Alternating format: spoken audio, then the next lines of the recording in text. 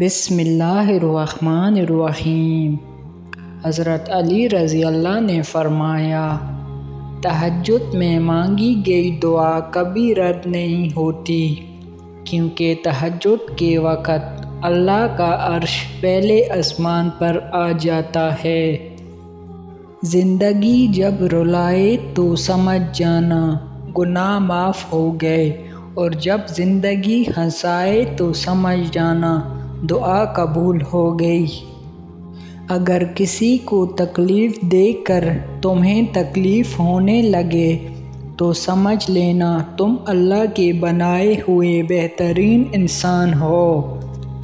اگر کسی سے محبت ہونے لگے تو صدقہ دو، محبت ہوئی تو مل جائے گی، اور اگر بلا ہوئی تو ٹل جائے گی۔ دنیا کو سچا ہونے کی دلیل مت دو، بس یہی سوچ رکھو کہ اللہ سب جانتا ہے۔ تم خوش ہو یا تکلیف میں، سب سے پہلے اپنی بات اللہ کو بتایا کرو۔ جب انسان کسی سے ڈرتا ہے تو اس سے دور بھاگتا ہے، لیکن جب وہ اپنے رب سے ڈرتا ہے تو اس کے اور قریب ہو جاتا ہے۔ تم استغفار کیا کرو، اللہ تمہاری ہر کمزوری کو قوت میں بدل دے گا، اور ہر مشکل کو آسانی میں۔ بے شک ہر مشکل کے ساتھ آسانی ہے۔ جب تمہیں محسوس ہو کہ تمہاری طبیعت کو ذکر خدا سے سکون محسوس ہوتا ہے تو سمجھ لو کہ اللہ پاک تمہیں پسند کرتا ہے۔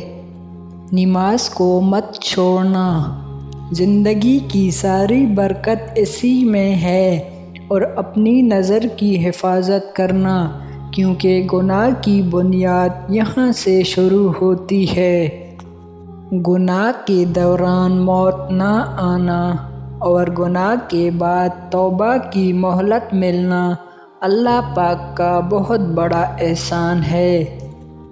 جو دعا قبولیت میں زیادہ وقت لیتی ہے، پھر وہ قبول ہو جانے پر وقت ہی بدل دیتی ہے۔ وہ دعا بہت جلد قبول ہوتی ہے جب انسان کسی غیر موجود کے لیے غائبانہ دعا کرے۔ 3 رشتے بے نقاب ہو جاتے ہیں: بڑھاپے میں اولاد، مصیبت میں دوست، اور غربت میں بیوی۔ روٹھے مان جاتے ہیں، بچھڑے ہوئے مل جاتے ہیں، تقدیر بدل جاتی ہے جب بات تہجد پہ آتی ہے۔ پریشانی میں مذاق اور خوشی میں طعنہ مت دو، کیونکہ اس سے رشتوں میں موجود محبت ختم ہو جاتی ہے۔ جو شخص تمہارے خون میں سے نہ ہو پھر بھی تمہیں عزت اور پیار دے، بے شک وہ تمہارے لیے ایک بہترین رشتہ ہے۔ سب سے بڑا جاہل وہ ہے جو ایک پتھر سے 2 دفعہ ٹھوکر کھائے۔ بے فکر ہو جاؤ، اللہ پاک مخلص دلوں کے ساتھ کبھی ناانصافی نہیں کرتا۔ جب بھی فارغ وقت ملے تو اپنی ماں کے پاس بیٹھ جایا کرو، کیونکہ ماں کے ساتھ گزارا ہوا وقت قیامت کے دن نجات کا باعث بنے گا۔ نصیب ہار جاتا ہے لیکن دعا ہمیشہ جیت جاتی ہے۔